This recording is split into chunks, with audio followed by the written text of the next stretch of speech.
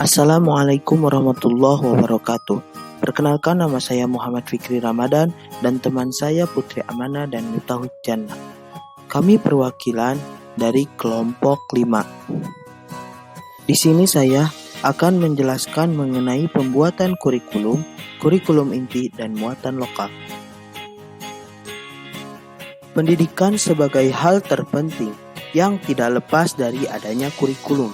Nah, kurikulum merupakan alat yang menentukan keberhasilan pendidikan dari proses belajar mengajar. Sebelum menjelaskan pada pembahasan inti, kita wajib mengetahui apa sih yang dimaksud dengan kurikulum itu.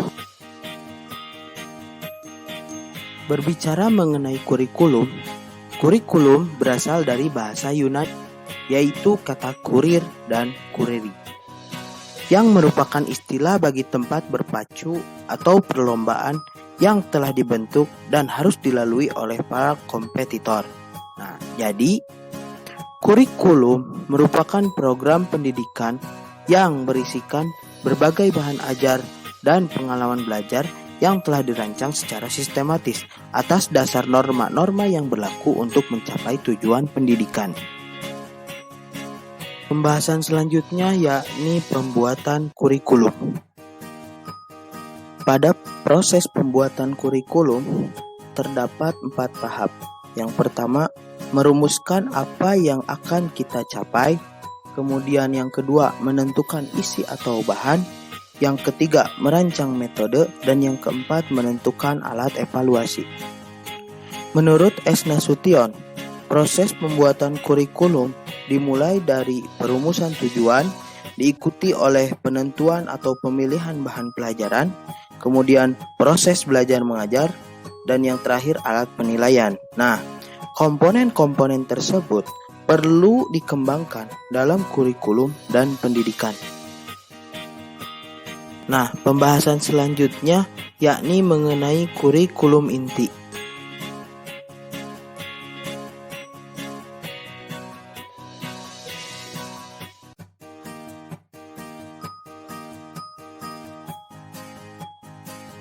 Dalam kurikulum inti, menurut Caswell, pengertian kurikulum dikutip dalam Nasution, kurikulum inti adalah a continuous careful planned series of experience which are based on significant personal and social problem and which involve learning of common concern to all youth. Nah, kurikulum inti yakni serangkaian pengalaman yang terencana dan berkesinambungan yang didasarkan pada masalah pribadi dan sosial yang signifikan dan yang melibatkan pembelajaran yang menjadi perhatian bersama semua pemuda. Selanjutnya yakni membahas ciri-ciri kurikulum inti. Ciri-ciri kurikulum inti terdapat 5 ciri. Yang pertama, kurikulum inti merupakan rangkaian pengalaman yang saling berkaitan. Yang kedua, direncanakan secara terus-menerus sebelum dan selama dijalankan. Yang ketiga, berdasarkan pada masalah-masalah yang dihadapi. Yang keempat, berdasarkan pribadi dan sosial. Dan yang kelima, diperuntukkan bagi semua siswa, karenanya termasuk pendidikan umum.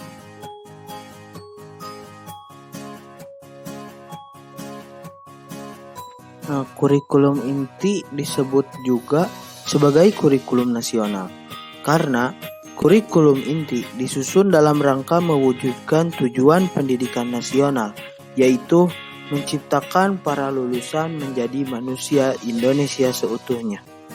Dalam Undang-Undang SPN Nomor 2 Tahun 1989 Pasal 4, yang tentunya selalu memperhatikan pada kebutuhan siswa dan kesesuaiannya dengan lingkungan. Nah, kebutuhan pembangunan nasional, perkembangan ilmu pengetahuan dan teknologi sesuai dengan jenjang pendidikan yang ditempuh.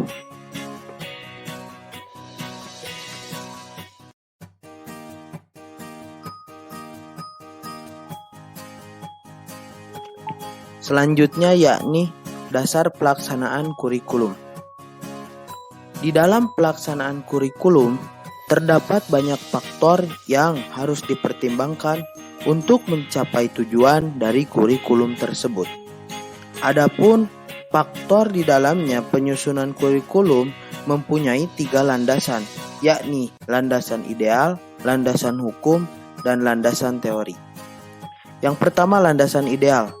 Landasan ideal berupa Undang-Undang Dasar 1945, Pancasila, dan TAP MPR tentang GBHN dalam rangka mewujudkan tujuan pembangunan nasional dan tujuan pendidikan nasional. Yang ketiga, landasan hukum. Landasan hukum berupa Peraturan Pemerintah Republik Indonesia Nomor 29 Tahun 1990 tentang Pendidikan Menengah, Keputusan Mendikbud Nomor 060-U-1993 tentang kurikulum sebagaimana tercantum dalam landasan program pengembangan kurikulum. Dan yang ketiga, landasan teori. Landasan teori berupa buku landasan program dan pengembangan kurikulum yang memuat tentang pedoman dalam pengembangan kurikulum, dan buku pelaksanaan kurikulum terdiri atas pedoman kegiatan belajar mengajar untuk setiap mata pelajaran.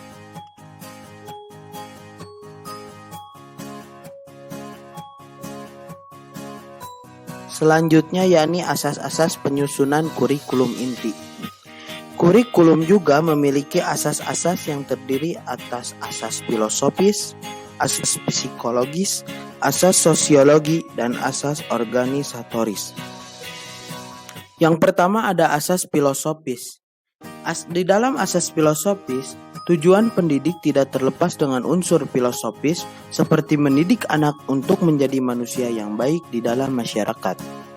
Kata baik ini pada hakikatnya ditentukan oleh nilai, cita-cita atau filsafat yang dianut guru, orang tua, masyarakat, negara, dan dunia. Maka, filsafat menentukan tujuan yang dicapai dengan alat yang disebut kurikulum. Yang kedua ada asas psikologi. Dalam asas psikologi terdiri dari 2 asas. Yang pertama psikologi belajar dan yang kedua psikologi anak. Dalam psikologi belajar, bahwa setiap anak dapat didik untuk menguasai pelajaran, menerima norma-norma, dan dapat mempelajari bermacam-macam keterampilan. Psikologi anak. Dalam psikologi anak, memberi kesempatan belajar kepada anak agar dapat mengembangkan bakatnya. Karena sudah sewajarnya jika anak sendiri yang menjadi faktor dalam pembinaan kurikulum yang tak dapat diabaikan. Yang ketiga ada asas sosiologi atau masyarakat. Di dalam asas sosiologi, anak itu tidak hidup seorang diri, namun senantiasa hidup di dalam suatu masyarakat. Di situ ia harus memenuhi tugas sebagai anak maupun sebagai orang dewasa dengan penuh tanggung jawab. Anak menerima jasa dari masyarakat dan ia juga harus menyumbang baktinya kepada masyarakat. Karena maka dari itu harus hidup dalam masyarakat. Masyarakat pun harus dijadikan sebagai faktor yang harus dipertimbangkan dalam pembinaan kurikulum. Yang keempat ada asas organisatoris. Dalam asas organisatoris membahas tentang bentuk penyajian bahan pelajaran, seperti tidak mengadakan batas-batas di antara berbagai mata pelajaran sesuai dengan keberadaan kurikulum inti atau nasional ini diaplikasikan pada semua jenis menurut jenjangnya, misalnya di SD, MI, SMP, SMA, MA, dan setaranya. Sejak dari Sabang sampai Merauke, sekolah di kota maupun di desa itu sama bentuknya yang bertujuan untuk mencapai tujuan pendidikan nasional Indonesia.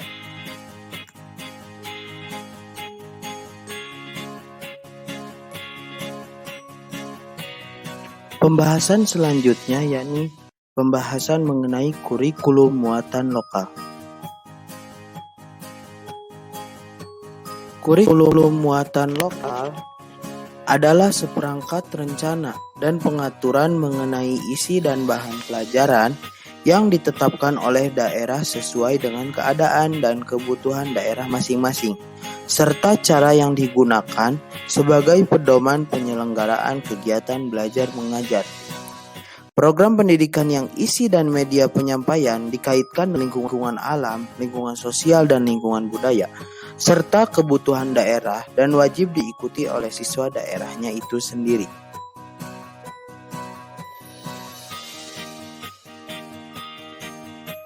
Selanjutnya yakni fungsi kurikulum muatan lokal.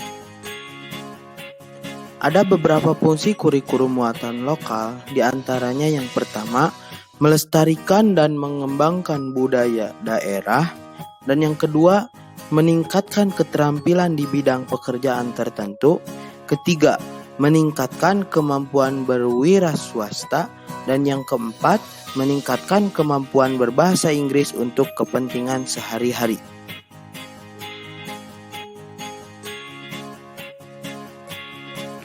Selanjutnya yakni tujuan kurikulum muatan lokal. Tujuan pengembangan kurikulum muatan lokal yakni untuk memberi bekal pengetahuan, keterampilan, dan perilaku kepada peserta didik agar mereka memiliki wawasan yang mantap tentang lingkungan dan kebutuhan masyarakat sesuai dengan nilai-nilai atau aturan yang berlaku di daerahnya, serta mendukung kelangsungan pembangunan nasional.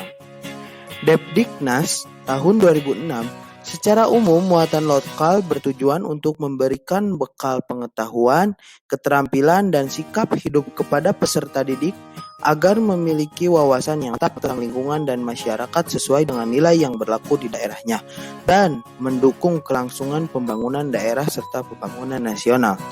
Nah, secara khusus, tujuan muatan lokal agar peserta didik yang pertama, mengenal dan menjadi lebih akrab dengan lingkungan alam, sosial, dan budaya. Yang kedua, memiliki bekal kemampuan dan keterampilan serta pengetahuan mengetahui daerahnya yang berguna bagi dirinya maupun lingkungan masyarakat pada umumnya. Dan yang ketiga, memiliki sikap dan perilaku yang selaras dengan nilai-nilai atau aturan-aturan yang berlaku di daerahnya serta melestarikan dan mengembangkan nilai-nilai luhur budaya setempat dalam rangka pembangunan nasional.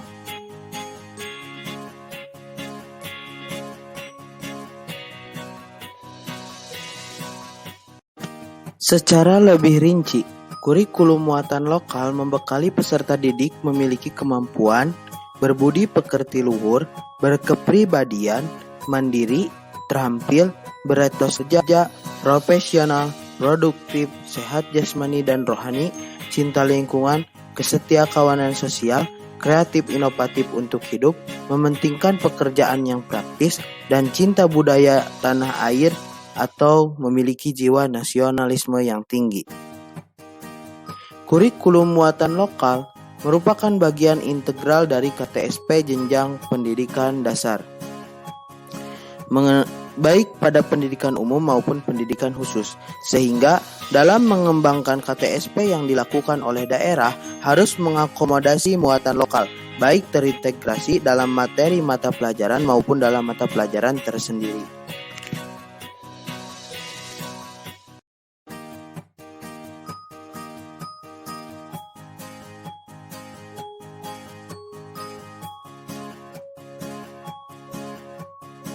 Pengembangan kurikulum muatan lokal didasarkan pada kenyataan bahwa Indonesia memiliki beragam adat istiadat, kesenian, tata cara, tata krama pergaulan, bahasa, budaya, dan pola pikir dalam.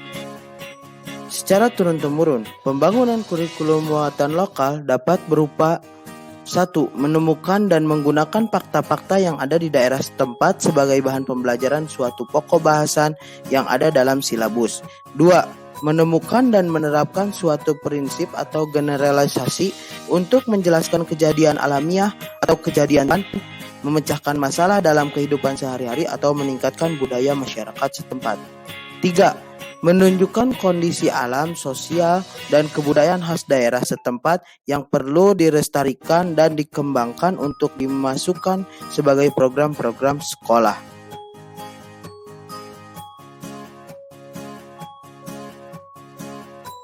Baik, segitu yang bisa saya sampaikan.